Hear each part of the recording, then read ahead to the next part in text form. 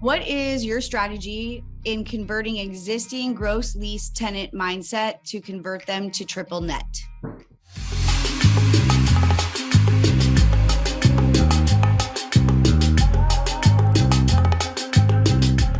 Okay, so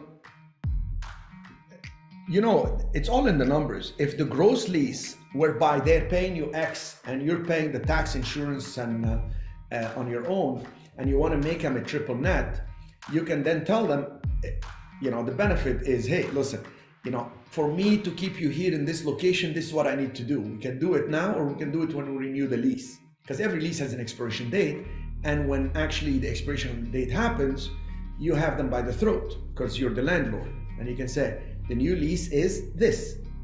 So I try to reason with them. Remember, some tenants just love to negotiate.